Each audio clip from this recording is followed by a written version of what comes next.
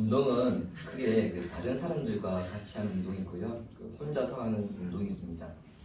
운동을 좋아하지 않는데 건강을 위해서 억지로 운동을 하는 분들은 헬스와 같은 혼자서 하는 운동보다는 테니스나 배드민턴 같이 다른 사람들과 함께 어울릴 수 있는 이런 운동을 하죠.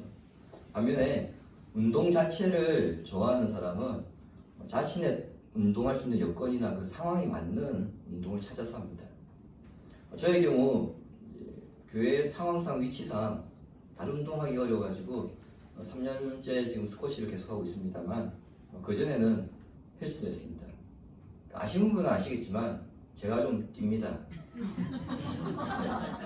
런닝머신 위에서 제가 한번 뛰기 시작하면은 그 옆에서 같이 뛰는 사람들 다 내려가야 제가 내려갈 정도로 좀 뛰고요.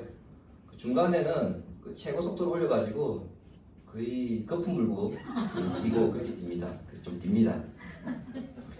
저와 같이 운동하던 시간에 함께 운동하는 분이 한 번은 뭐 화나는 일이 있냐, 무슨 런닝머신과 싸움하는 줄 알았다, 그렇게 말씀하실 정도였습니다. 한 번은 제가 이제 근력 운동을 하고 마지막 마무리하려고 이제 런닝머신 위에 올라가야 되죠. 그날따라 몸이 너무너무 무거워서 정말 뛰기가 싫더라고요. 그래도 이렇게 가서는 안 된다, 이런 비장한 마음으로 런닝머신 위에 발을 올렸는데 아니나 다를까 발을 올리는 순간 후회했습니다. 그러면 그냥 내려오면 되잖아요, 이렇게 해맑게 대답하시는 분도 있을 텐데 올라갔다가 바로 내려가는 것은 저의 자존심에 지울 수 없는 스크래치를 남긴 것이기 때문에 이를 악물고 천천히 걸었습니다.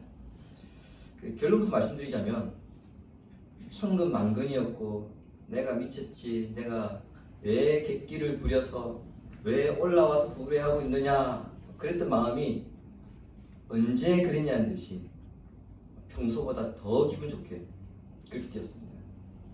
그 이유는 제가 억지로 걷고 있는데요, 제 옆에 처음 보는 분이 올라와서 뛰기 시작하더라고요. 처음에 지켜봤습니다. 근데 정말 독하게 뛰어요, 이 사람. 저보다 제가 뛰는 것보다 더 독하게 뛰더라고요. 순간적으로 제가 저 사람한테 지면 안 되겠다. 그래서 평소보다 이제 저도 더 악물고 뛰었습니다. 저 인간은 내가 반드시 잡는다. 그래서 오히려 결과 보니까 평소보다 제가 더 즐겁게 뛰었더라고요. 그런데 신앙생활이라는 게 이렇습니다. 이와 똑같습니다.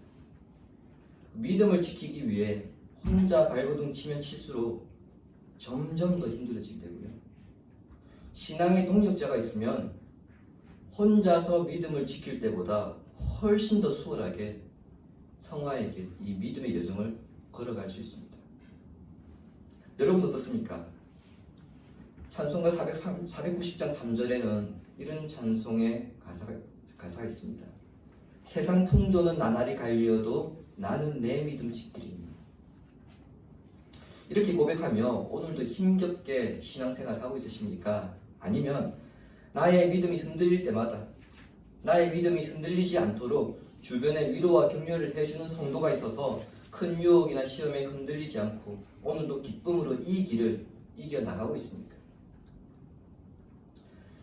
지난주 우리는 본문 1절에서 3절의 말씀을 통하여서 오늘도 힘겹게 믿음을 지켜가고 있는 한 시인을 만났습니다. 그럼에도 불구하고 이 시인은 자신은 어떻게 이야기했습니까? 나는 행복한 사람이야.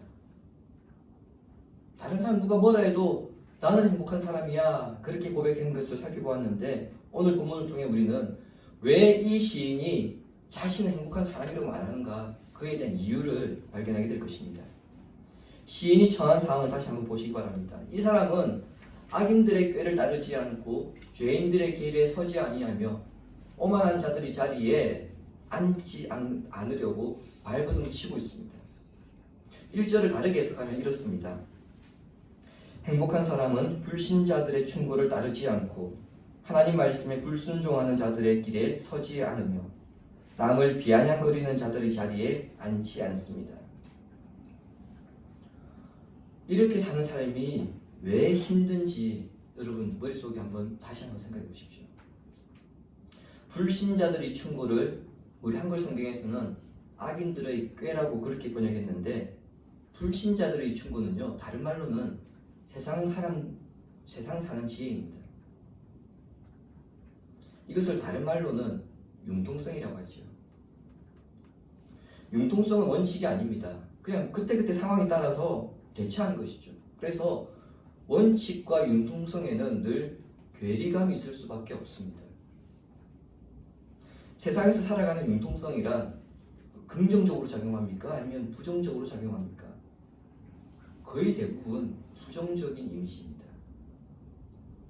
그렇다고 해서 이 융통성이 법의 처벌을 받느냐? 그렇지는 않습니다. 그래서 한글 성경이 어떻게 번역했습니까? 꾀라고 그렇게 번역했습니다. 하지만 행복한 사람은 그런 삶의 방식을 추구하지 않고 있기 때문에 쉽지 않은 것이죠. 예를 들어서요, 분명 고소득자입니다. 그런데 정부로부터 나오는 모든 혜택을 다 누리는 사람들이 있죠.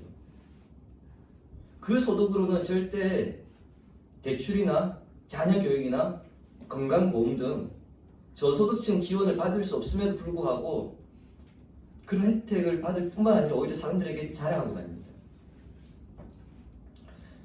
자, 이런 사람을 볼 때에 많이 나타나는 반응은 어떻습니까? 아이고 인간아, 왜 그렇게 사냐? 그렇게 말하기보다는 그렇게 살지 못하는 자신을 좀 한심하게 느끼거나, 아니면 그 사람에게 어떻게 그렇게 할 수 있냐고 그런 방법을 물어서 자기도 그렇게 한번 살아보는 거죠. 그러나 본문의 행복한 사람은 자신을 한심하게 느끼지도 않고요, 자신도 그렇게 살지 않으며 다른 사람들 그렇게 산다 할지라도, 그걸 융통성이라 말한다고 할지 몰라도 나는 원칙대로 정도로 가겠다고 그렇게 말합니다. 세상 사람들이 볼 때 이 사람은 어떤 사람입니까? 답답입니다. 답답. 운전을 할 때 끼어드는 차들마다 전부 양보하는 분들이 있습니다. 혹시 앞차가 그런 차를 여러분 만나가지고 뒤따라가면 여러분 어떤 마음이 듭니까? 덩달아, 야, 저 운전자 참 배려심이 많네. 저렇게 해야 우리 사회가 밝아지지. 참 잘하는 거야. 여러분 그렇게 칭찬하고 응원하면서 뒤따라갑니까? 차간 그립 바짝 붙이고, 그 다음에 상행등 켜고, 그것도 안 되면 클락션 울리고, 그것도 안 되면 추월해서 창문 내려가면서 쌍욕하는 분들도 있죠. 나는 양보했는데 그 양보하는 덕분에 온갖 위협 운전을 당하고 욕이란 욕은 다 얻어먹는 그 사람이 여러분 행복해 보이십니까? 여러분 주변에 그런 사람이 있다면 여러분 그 사람을 향해서 어떻게 말하겠습니까? 아이고 인간아, 교통정치 유발시키지 말고 택시 타라. 그런데 여러분, 세상의 삶의 방식과 가치관에 따라 살기 위해서는 그렇게 살아야 됩니다. 욕할 때 같이 욕하고요, 위반할 때 같이 위반해주고요, 남들 따라갈 때 같이 따라가야 됩니다. 그게 세상 사는 융통성이고 세상에서 말하는 지혜입니다. 어떻게 보면 어느 정도의 융통성을 가지며 사는 것이 더 지혜롭고 현명하게 보이죠. 솔직히 더 편하게 살 수 있습니다. 이러한 세상 방식의 삶을 거부하면서 현실의 삶은 녹록지 않더라도 믿음의 길을 걷는 자신이 행복한 사람이라고 고백하고 있는 것을 우리는 지금 보고 있는 중입니다. 그런데 한편으로 이런 생각을 해보신 적 있으십니까?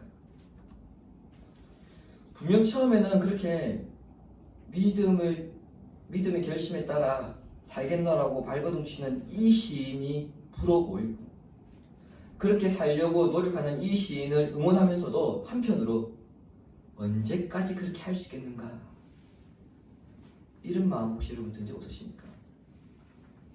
여러분들도 실제로 공감하는 부분이 아닐까 싶습니다. 어느 날 갑작스럽게 은혜를 받아서 나 혼자만이라도 한번 거룩하게 한번 살아봐야지 그렇게 결심했는데, 주변에 아무리 주변을 둘러보아도 함께 믿음을 지켜나갈 신앙의 동역자가 없고요. 주변 친구나 지인들은 잘 놉니다. 잘 삽니다. 그런 모습을 보면 언제 그랬냐는 듯이 내가 받았던 그 은혜를 금세 그냥 쏟아버리는 그런 경험 한 번쯤은 있었을 줄 압니다. 지난주 말씀드렸던 대로 아무리 참된 행복자로 살겠다고 그렇게 결심하더라도 그 결심이 지속되기까지는 주님이 우리를 부르신 그날까지 그 결심대로 내가 살기 위해서는 우리는 두 가지를 기억하셔야 됩니다.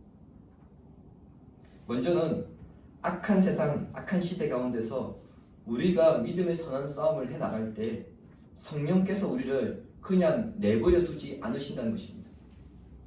이 사실 꼭 기억하십시오. 로마서 8장 26절 27절을 함께 읽겠습니다.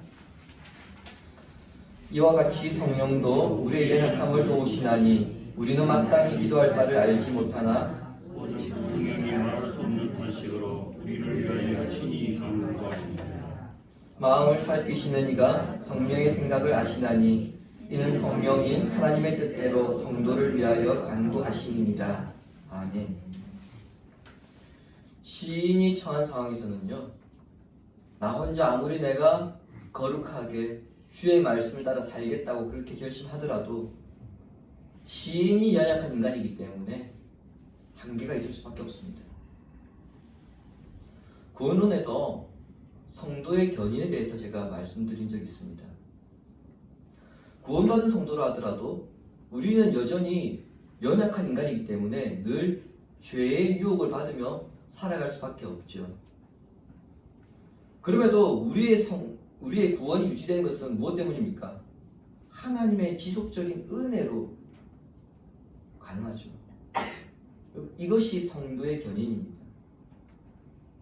여기서 핵심은 구원의 은혜를 지키는 주체가 누구입니까? 나입니까? 아니죠. 내 속에 있는 성령께서 지키게 하시는 겁니다. 우리가 하나님의 말씀대로 살려고 노력할지라도 세상 사람처럼 살지 못해서 손해를 보거나 때로는 악인들, 죄인들, 오만한 자들에 의해서 고통을 당하다 보면은 참된 행복자로 살아야지 가졌던 이 처음의 마음이 어느샌가 사라지게 됩니다. 나도 모르게 없어져 있습니다. 그때 방금 읽은 로마서의 말씀은 성령께서 성도의 연약함을 아시기, 그 성도가 완전한 구원에 이르게 될 때까지 성령께서 우리를 그냥 내버려 두지 않으신다는 겁니다. 뿐만 아니라 성령께서 우리를 위해 간구하신다고 방금 읽은 말씀에서 증언합니다. 왜요? 성도가 하나님의 뜻을 행하기 위해서. 자신 혼자 악인들에 둘러싸여 힘겹게 믿음의 선한 싸움을 하고 있는 것처럼 생각되고 힘에 붙여서 이제 그만할까? 나 그냥 원래대로 그냥 그렇게 살까? 그런 생각이 들 때가 있습니다. 바로 그 순간 성령께서 우리로 하여금 우리가 포기하지 않도록 우리를 위해 간구하시고 우리가 다시 믿음의 길을 걸어갈 수 있도록, 그렇게 살아갈 수 있도록 힘을 주신다는 것입니다. 이 사실을 믿고 의지할 때에 우리는 처음에 그 결심대로 믿음의 길을 끝까지 걸어갈 수 있습니다. 우리가 주님 부르시는 날까지 참된 행복자로 살기 위해 기억해야 하는 두 번째는 우리는 결코 혼자 믿음의 고난을 당하며 살아가는 것이 아니라는 점입니다. 본문을 보시면 1절부터 3절까지는요, 복 있는 사람에 대해서 언급하고 있는데 5절과 6절에서는 의인들로 그렇게 나타나고 있습니다. 근데 여기에 우리 한글 성경과 히브리어 성경의 번역의 차이가 있습니다. 한글 성경은요, 행복한 복 있는 사람 그리고 의인이 모두 단수로 그렇게 번역이 되어 있거든요. 그런데 히브리어 성경에는 복 있는 사람은 단수로 되어 있고요, 의인은 복수입니다. 의인들입니다. 이 점을 감안해서 해석하면 5절과 6절은 이렇습니다. 그러므로 악인들은 심판을 견디지 못할 것이며 의인들의 모임에 끼지 못할 것입니다. 결국 의인들의 길은 여호와께서 아시지만 악한 자들의 길은 멸망할 것입니다. 아멘. 시편 1편 1절에는 분명 복 있는 사람, 행복한 사람 한 사람이었습니다. 하지만 그 의인은 한 사람이 아니라 여러 명인 것을 우리가 알 수 있습니다. 그리고 한 가지 더 주목해야 할 것이 있는데요. 그것은 5절과 6절에 보시면 의인은 여러 명이거든요. 그런데 히브리 성경에도 그렇게 되어 있는데 모임은 하나이고요. 의인은 여러 명인데 그런데 그 의인들이 가는 길도 역시 하나라는 겁니다. 나 혼자 힘겹게 믿음을 지키며 살아가고 있는 것 같은데 주님께서 심판하신 그날에 보니까 그렇게 힘겹게 믿음을 지키며 살아왔던 사람이 나 혼자가 아니었다는 사실을 발견하게 될 거라는 겁니다. 하나님의 말씀을 밤낮으로 묵상하며 불의에 저항하고 세상에 물들지 않으며 자기 자신을 거룩하게 지키는 사람이 자기 혼자인 줄 알았습니다.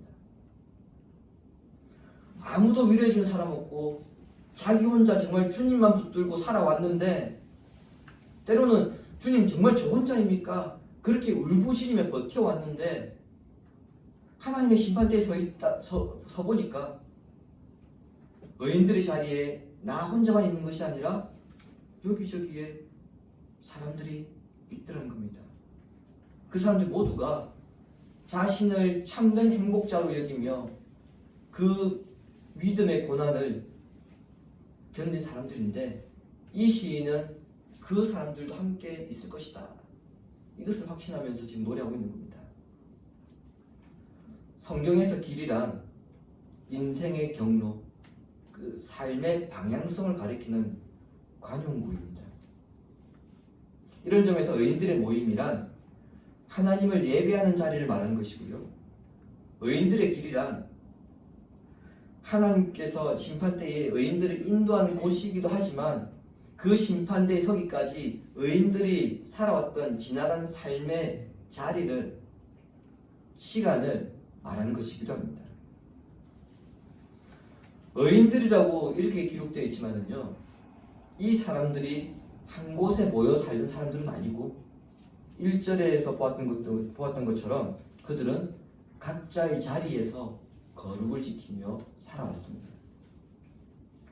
여기저기 흩어져서 그냥 3절의 표현대로는 하나님께서 심으신 곳, 하나님께서 보내신 곳에서 살아가면서 예배할 사람이 없으면 홀로 예배하며 그렇게 살아갔는데 하나님의 때가 되어서 그 하나님 앞에 심판대에 서보니까 비록 알지 못했는데 자기 자리에서 예배를 드리고 믿음을 지켰던 사람들이 있더라는 겁니다. 그런데 하나님께서 그들의 삶을 보니까 어떻습니까? 각자 살아가는 지역과 환경은 다른데 그들의 삶의 방향이 똑같았다는 겁니다. 혼자가 아니라는 거죠. 나 홀로 고통스러운 것 같고 세상 사람들의 삶의 방식과 혼자 유별나게 융통성 없이 바보같이 그렇게 살아간 것 같은데 알고 보니까 그 바보 같은 인간이 나 혼자만이 아니라 내 눈에 보이지 않지만 많이 있더라는 겁니다. 그 사람들이 결코 나 혼자가 아니었다는 이 사실을 어디서 발견합니까? 의인들의 모임에서. 거기서 발견합니다. 의인들의 모임이란 1차적으로는 교회이고요. 궁극적으로는 심판 때 하나님께서 택하신 자들을 인도하시는 천국입니다.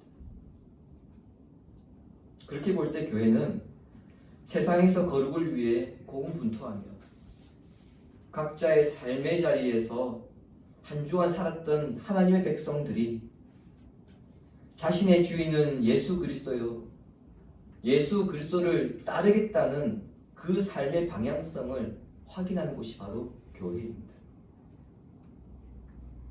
한 주간 세상에서 힘겹게 살았던 형제와 자매를 위로하고 새롭게 맞이하게 될 이 한 주간을 우리가 거룩하게 살아갑시다. 그렇게 서로 결단하고 격려하며 최종적으로는 우리가 천국 내에 이르게 될 때까지 거룩을 지키며 살아가자고 권면하는 곳이 바로 교회입니다. 그러니 결코 나 혼자 힘겹게 우리 교회만 어렵게 신앙 공동체를 유지해 나가는 것이 아닙니다. 위대한 선지자들 가운데 한 명인 엘리야를 생각해 보시기 바랍니다. 엘리야가 갈멜산에서 바알과 아세라 선지자들 850명과 누구의 신 참된 신인가 이것을 놓고 한판 대결을 벌입니다. 결과는 우리 모두가 잘 알죠. 하나님께서 하나님 되심을 드러내심으로써 엘리야에게 위대한 승리를 하나님께서 안겨주셨습니다. 그런데 정작 엘리야는 그 위대한 승리를 통해서 영광을 얻기보다는 이 승리로 인해 북이스라엘 왕 아합의 아내 이세벨로부터 죽음의 위험을 받게 됩니다. 그래서 광야로 도망을 갑니다. 광야에 가서도 다시 40일을 더 도망가서 호렙산에 도착하거든요. 그 호렙산에서 엘리야가 하나님께 불평을 했는데 여러분 그 엘리야의 불평을 아십니까? 하나님, 이거는 아닌 것 같습니다. 제가 하나님을 어떻게 섬겼으며 하나님의 이름을 위해 제가 어떻게 살았습니까? 세상과 타협하지 않냐고 믿음을 지킨 거 하나님 아시잖아요.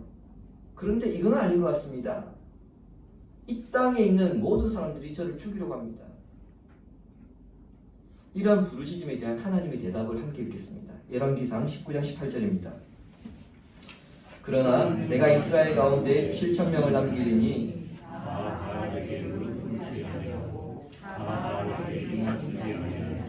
아멘.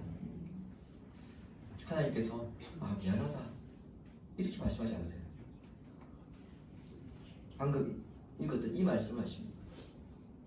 근데 여러분 이 말씀 가운데 하나님의 위로가 느껴지십니까? 엘리야는 그 땅에서 거룩을 위해 발버둥 치는 사람이 자기 혼자인 줄 알았습니다. 사방팔방을 둘러봐도 보이지 않았거든요.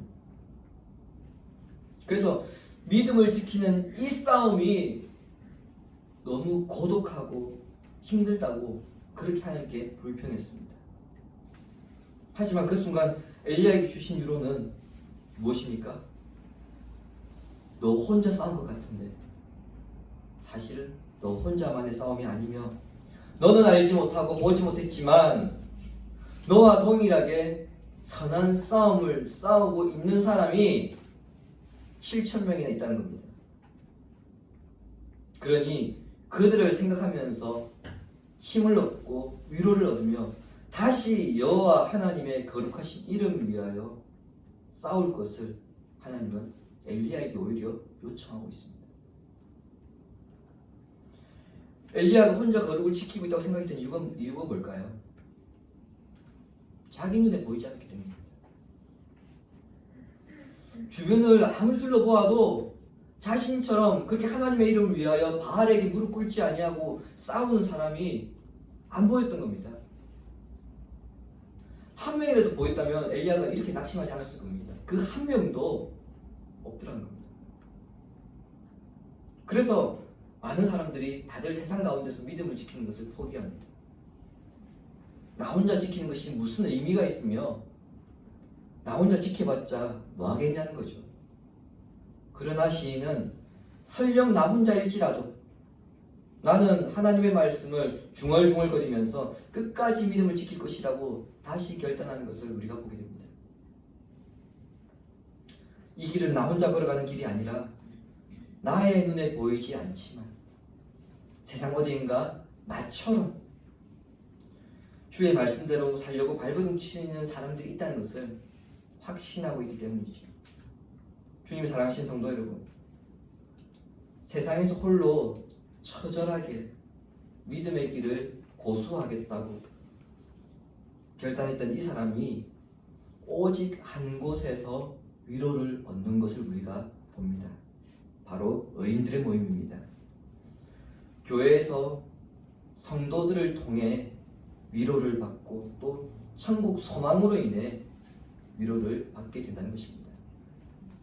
어쩌면 우리는 오늘 이 자리에 모인 우리는 이 시인보다 더 행복한 사람입니다. 시인은 철저하게 혼자 세상을 향하게 싸우고 있는 반면에 우리는 지금 함께 예배드리는 성도가 있기 때문이고요. 또 이 길을 함께 가겠다고 결단한 사람들이 모여있기 때문입니다. 이런 성도가 모인 곳이 교회입니다. 그러니까 교회는 사람들의 꾀, 즉 세상의 꾀에 시달리고 죄에 시달리며 오만한 자들의 그 비방과 비아냥거리는 그 말들에 시들린 성도들이 자신과 같이 한 주간 힘겹게 살아온 성도들이 함께 모여서 눈물을 흘리며 묻고 다시 거룩을 위해 우리 한번 뛰어보자. 그렇게 격려하고 권면하는 것입니다. 그것이 교회입니다. 이 사실을 아는 자만 교회를 통해 참된 유익, 참된 행복을 발견할 수 있습니다.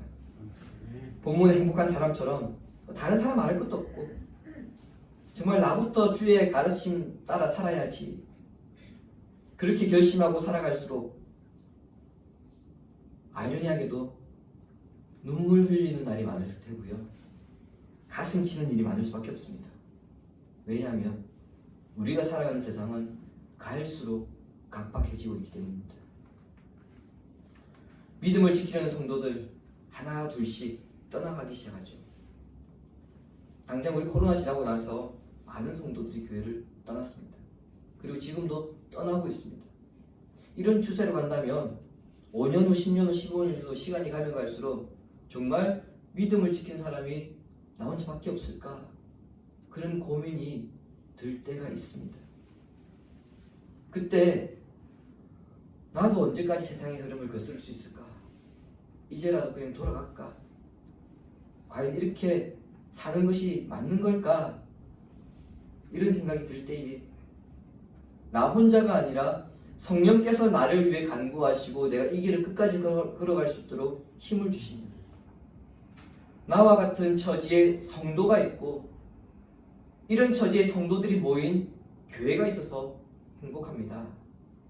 이렇게 고백함으로 믿음의 경주를 끝까지 감당하시기 바랍니다.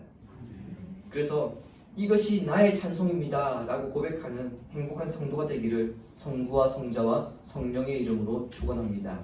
아멘.